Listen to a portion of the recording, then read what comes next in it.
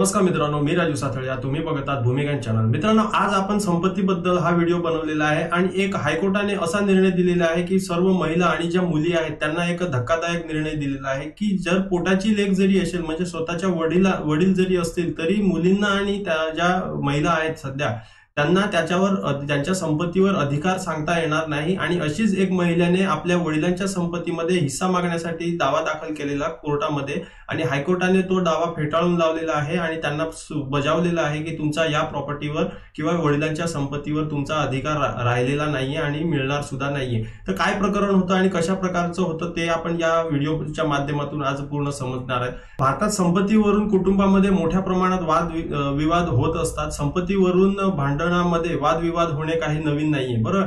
तर खरं तर भारतीय कायद्यात सध्या स्थितीला मुलांना आणि मुलींना समान अधिकार दिलेला आहे हे तर तुम्हाला सगळ्यांना माहिती असेल आणि त्याच अधिकारानुसार हे प्रकरण कोर्टामध्ये गेलेलं. मात्र काही प्रकरणामध्ये मुलींना आपल्या वडिलांच्या संपत्तीमध्ये कोणताच अधिकार मिळत नाही.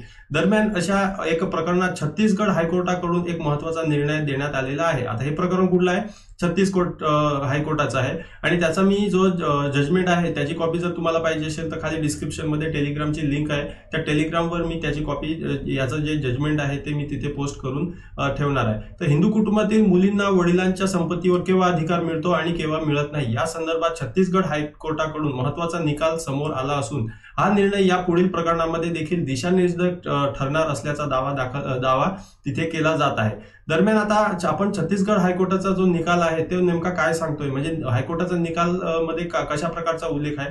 म्हणजे आपण हा व्हिडिओ जास्त मोठा बनवणार नाही, एक छोटासा व्हिडिओ आहे कारण की मुलींच्या अधिकार आणि महिलांच्या अधिकारावर माझ्या चॅनलवर बरेच असे व्हिडिओ असतील जे तुम्ही अजून बघितले नसतील तर माझ्या चॅनलला तुम्ही व्हिजिट करा आणि व्हिडिओ सेक्शन मध्ये जाऊन तुम्ही पूर्ण व्हिडिओ बघण्यासाठी तिथे बघू शकता. तर त्याच्यात मी 450 व्हिडिओ टाकलेले आहेत. त्याच्यात मुलींचे अधिकार आणि महिलांचे अधिकार, प्रॉपर्टीवरचे, वडिलांच्या प्रॉपर्टीचे अधिकार हे सगळेच व्हिडिओ बनवलेले आहेत. तर आपण पहिले हे जजमेंट बद्दल बघणार आहेत. तर माननीय हायकोर्टाने दिलेल्या निकालानुसार जर पिताचा मृत्यू 9 सप्टेंबर 1956 पूर्वी झाला असेल म्हणजेच 9 सप्टेंबर 1956 ही तारीख आम्ही सांगितली ते पण मी तुम्हाला सांगतो. तर अशा म्हणजे पोटाची जरी लेक असली, स्वतःची मुलगी जरी असली तरी सुद्धा तिच्या वडिलांच्या संपत्तीवर भागीदारी दावा दाखल करू शकत नाही. म्हणजेच तिचा हिस्साच्यासाठी ती दावा दाखल करू शकत नाही. कारण 9 सप्टेंबर 1956 रोजी हिंदू वारस कायदा हा लागू झाला आहे. आता 9 सप्टेंबर 1956च्या अगोदर जर वडिलाचा मृत्यू झाला असेल तर ज्या मुली आहेत त्यांना हा कायदा आहे तो लागू होणार आहे. तर 9 सप्टेंबर 1956 रोजी हिंदू वारस हक्क कायदा लागू झाला असून याच दिवसापासून मुलींना आणि मुलांना पितृ संपत्तीवर म्हणजेच वडिलांच्या संपत्तीवर समान अधिकार तिथे देण्यात आणि करण्यात आलेले आहे. दरम्यान 1956 पूर्वी म्हणजेच हिंदू वारस कायदा अस्तित्वात नव्हता तर त्यावेळी वारस हक्काचा निकाल मिताक्षरा पद्धतीने लागत होता. या पद्धतीनुसार त्यावेळी मुलाला जिवंत असले म्हणजेच मुलगा जिवंत असेल तर संपूर्ण हक्क त्यालाच तो मिळायचा, म्हणजे मुलींना हक्क मिळायचा नाही. त्यावेळी मुलगा हयात असताना मुलींना कोणताच अधिकार मिळत नव्हता. पण इथे एक गोष्ट म्हणजे नमूद करण्यासारखं आहे की ती म्हणजे 1956 पूर्वी लागू असणाऱ्या पद्धतीनुसार जर पित्याचा मुलगा नसेल म्हणजे एखाद्या वडिलाला मुलगा नसेल आणि तिला फक्त एक वारस म्हणून एक मुलगीच असेल तर मुलीला वारस हक्क तिथे मिळत होता. म्हणजे ती जी वडिलांची प्रॉपर्टी होती ती पूर्ण मुलीला तिथे मिळत होती. त्याच्यात काहीच भेदभाव नव्हता, म्हणजेच दुसरा कायदा नव्हता तिथे. दरम्यान आता आपण ज्या प्रकरणात छत्तीसगड हायकोर्टाने जो निकाल दिला आहे ते प्रकरण नेमकं कसं आहे याबाबत आपण थोडीशी माहिती घेऊया. हे प्रकरण छत्तीसगड राज्यातील सुरगुंजा जिल्ह्याचं आहे. या प्रकरणामध्ये मुलगी रगमानिया हिने 2005 मध्ये आपल्या वडिलांच्या संपत्तीवर दावा केला होता. तिने पिता सुदीन यांच्या संपत्तीचा हिस्सा मागत दावा दाखल केलेला होता. पण तिचे वडील 1950 ते 51च्या दरम्यान तिथे मरण पावले होते. म्हणजेच या प्रकरणात वारस हक्कासाठी मिताक्षरा कायदा लागू झाला होता.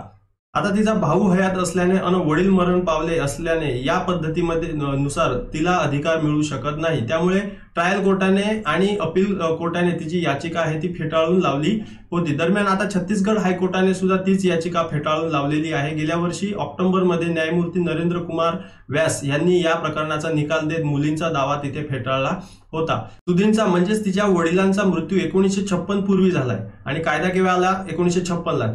त्यामुळे त्याची स्वतः कमावलेली जी संपत्ती आहे ती जो मुलगा बॅगदास आहे, म्हणजे त्या मुलाचं नाव बॅगादास आहे, यांच्याकडे जाते. या प्रकरणात मुलगी दावा करू शकत नाही असा महत्वपूर्ण निकाल जो छत्तीसगड हायकोर्टाने तिथे दिलेला आहे. तर ह्या व्हिडिओमध्ये एवढंच मी समजवण्याचा प्रयत्न केलेला आहे तुम्हाला, आणि हे जजमेंट पण मी तुम्हाला यासाठी दिलेलं आहे की 1956 9 सप्टेंबर 1956 रोजी अगोदर जर वडिलांचा एखादा मृत्यू झाला असेल आणि त्यांच्या जे वारसामध्ये जर मुली असतील आणि ते जर त्या प्रकरणात दावा दाखल करत असतील वडिलांच्या संपत्तीसाठी, तर त्यांना तिथे मिळणार नाही, कारण की जो कायदा आलेला आहे तो 1956 रोजी आलेला आहे आणि मृत्यू आहे तो 1956च्या अगोदर झालेला आहे. त्यामुळे हा कायदा सगळ्या मुलींना लागू होत नाही.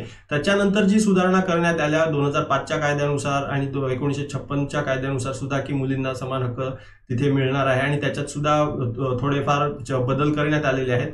त्याबद्दल मी आपल्या चॅनलवर बरेच व्हिडिओ टाकलेले आहेत, तर नक्कीच ते तुम्ही व्हिडिओ बघतील. आणि जर व्हिडिओ आवडला तर लाईक करा, आणि जर अजून काही समजलं नसेल तर नक्कीच कॉमेंट करा. आपण याच्यावर डिटेल व्हिडिओ सुद्धा बनवण्याचा नक्कीच प्रयत्न करू. तर चला मित्रांनो, व्हिडिओ बघितल्याबद्दल धन्यवाद. पुढच्या व्हिडिओमध्ये भेटूया. जय हिंद, जय महाराष्ट्र.